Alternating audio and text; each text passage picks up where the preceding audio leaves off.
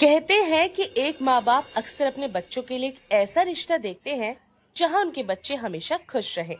लेकिन क्या हो जब शादी होने के बाद उन्हें कुछ ऐसा पता चले जिसकी कल्पना करना भी हमारे बस की बात नहीं। ऐसी एक कहानी है कविता की। कविता अपनी माँ सावित्री के साथ रहा करती थी। कविता की उम्र अब शादी लायक हो गई थी, लेकिन अब तक उसके लिए कोई रिश्ता नहीं मिल पा रहा था। बस इसी बात की चिंता सावित्री को सता रही थी। ऐसी एक दिन कविता अपने आंगन में बैठकर काम कर रही थी। तभी उसके घर के बाहर एक गाड़ी आकर रुकती है। उसमें से एक औरत बाहर आती है। कविता। जी हाँ, मैं ही कविता हूँ। आप कौन? अरे मेरी बच्ची, मैं तो तेरी शहर वाली मौसी हूँ। तूने मुझे पहचाना नहीं क्या?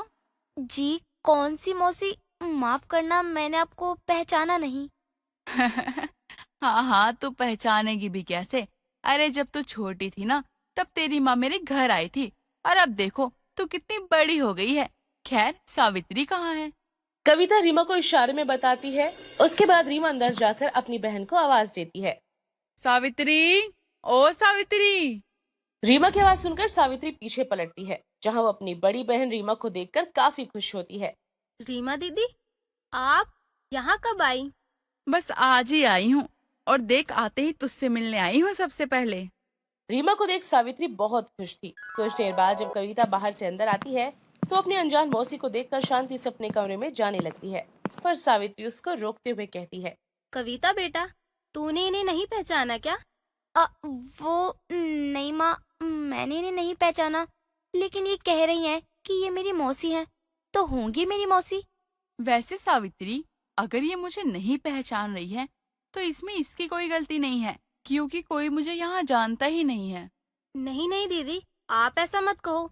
मैं मानती हूँ कि मम्मी पापा ने आपसे रिश्ता तोड़ लिया, लेकिन इसका मतलब ये नहीं है कि मैं आपसे रिश्ता तोड़ लूंगी। और मैं हमेशा आपको अपना समझती हूँ। और जब कविता छोटी थी तो मैं उसको आपके पास लेके आई थी ना, लेकिन शायद उसके बाद ना मेरी किस्मत ही बदल गई।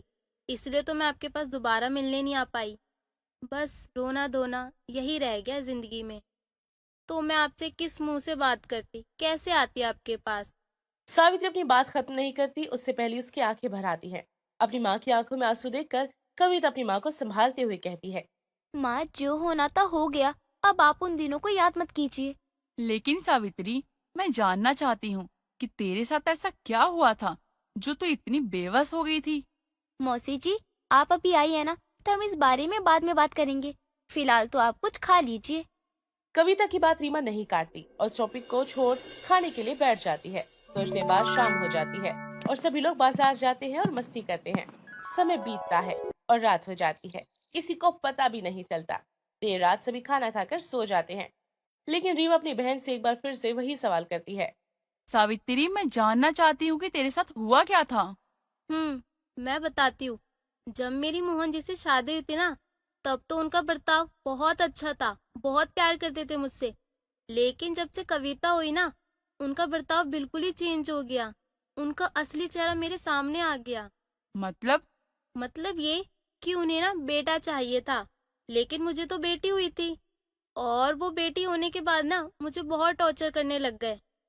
उन्होंने कई बार मुझे और मेरी बच्ची को मारने की कोशिश करी थी, लेकिन हम ना किस्मत से बार बार बच जाते थे। और जब उनकी सारी हदें पार हो गई ना, तो मैं समझ गई थी कि मुझे अपनी बच्ची को बचाना होगा ना, तो इनसे दूर होना पड़ेगा। तो मैं उसी टाइम उनसे दूर चली गई। और अब देखना, समय के साथ मेरी बेटी कितनी बड़ी हो गई। अब बस एक अच्छा सा लड़का मिल जाए, बस एक अच्छा लड़का देख के उसकी शादी करा दूं। ये तो बहुत अच्छी बात है। लेकिन सावित्री, तूने बहुत कुछ अपनी जिंदगी में सहा है। मैं बस भगवान से यही प्रार्थना करूंगी कि अब तुझे ऐसी कोई भी परेशानियों का सामना ना करना पड़े और तू और तेरी बेटी कभी भी दुखी ना हो। दीदी, अब तो मुझे जब भी शांति मिलेगी जब मेरी बेटी की शादी होगी। आपकी नजर में कोई अच्छा लड़का होगा तो जरूर बताना। नेकी और पूछ पूछ।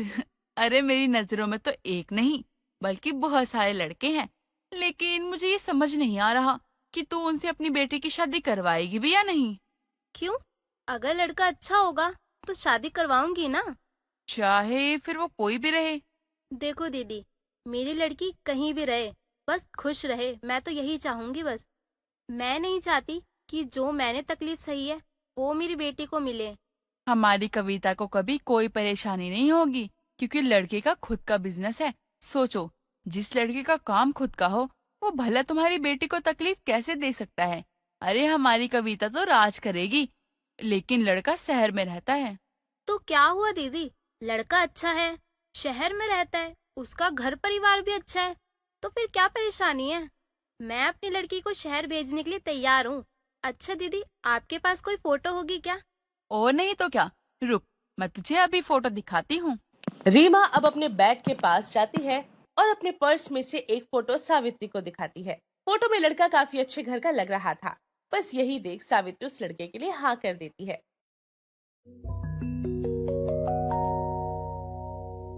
अगली सुबह सावित्री अपनी बेटी कविता को अपने पास बुलाती है और उस लड़के का फोटो दिखाते हुए कहती है, कविता देख, ये लड़का कितना अच्छा है ना।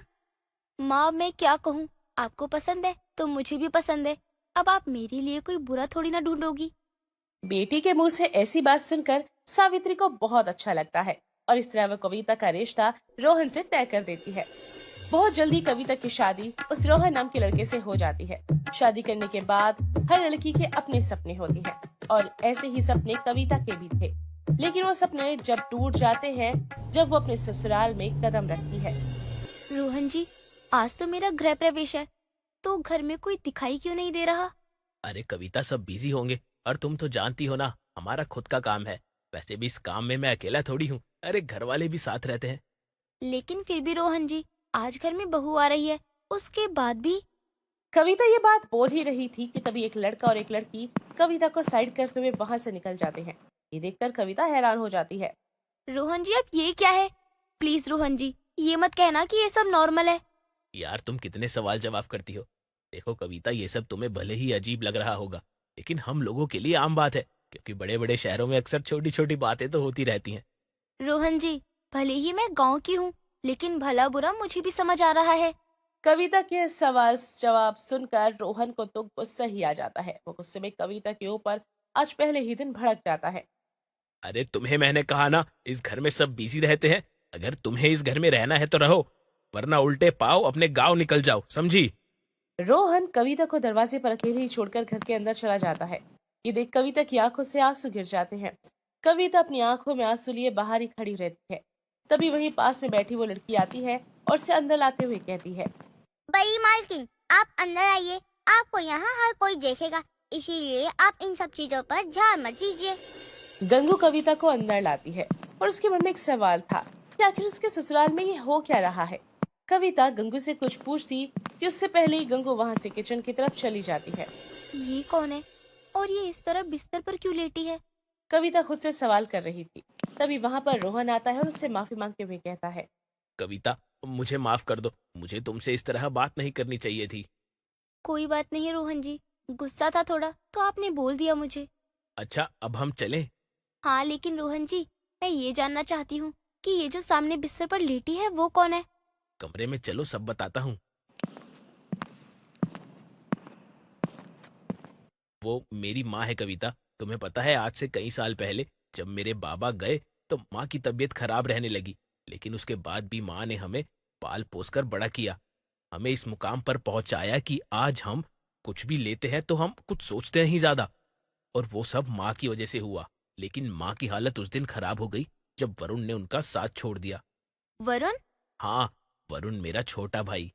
माँ उससे बहुत प्यार करती थी, और सिर्फ माँ ही नहीं बल्कि मैं भी उससे बहुत प्यार करता था। एक दिन जब वो स्कूल से घर आ रहा था तभी उसका एक्सीडेंट हो गया और उसी समय उसकी मौत हो गई। तब से माँ सदमे में है और माँ के ना होने पर हमारा पूरा घर बिखर गया है। और आज जो तुमने देखा वो कोई और नहीं बल्कि मेरा दूसरा भाई है। उसको रोकने टोकने वाला कोई नहीं है ना, इसलिए वो आए दिन लड़कियां घर में लाता है। जब हम उसे रोकते हैं तो हम पर भी गुस्सा करता है। मुझे बस एक ऐसी लड़की की जरूरत है जो हमारे इस मकान को घर बना सके। आप चिंता मत कीजिए रोहन जी, मैं हूं ना इस घर में, मैं इस घर को पहले की तरह बना दूंगी। कविता अपने बिगड़े हुए ससुराल का सच जान लेती है और ठान लेती है कि अब वो अपने बिगड़े ससुराल को संभालेगी। समय बीतता है। बीतते समय के साथ कविता अपने ससुराल में हर किसी के लिए सख्ती कर देती है और ऐसे एक दिन कविता का देवर लेट नाइट घर आता है।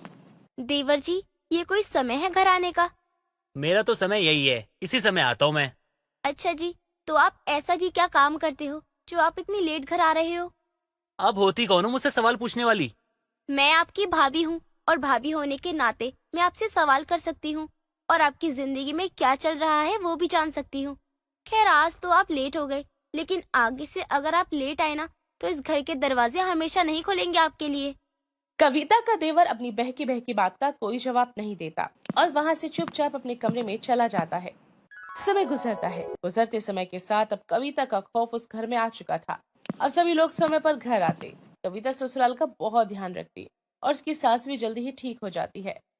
अपनी माँ की हालत ठीक होते देख रोहन कविता को शुक्रिया करता है। कविता, मैं तुम्हारा शुक्रिया कैसे अदा करूं? मुझे तो समझ ही नहीं आ रहा। हाँ भाभी, आपने हम सबको सुधार दिया। Thank you so much. इस तरह अपने बिगड़े हुए ससुराल को उसने सुधार दिया था। अब उसके ससुराल में उसकी इज्जत भी हो रही थी, क्योंकि कविता ने वो कर दिखाया था जो आज तक शायद किसी ने नहीं किया था। और कविता को अब उस घर में एक ऊंचा ओहदा मिल जाता है और इस तरह सब खुशी खुशी साथ रहने लगते हैं।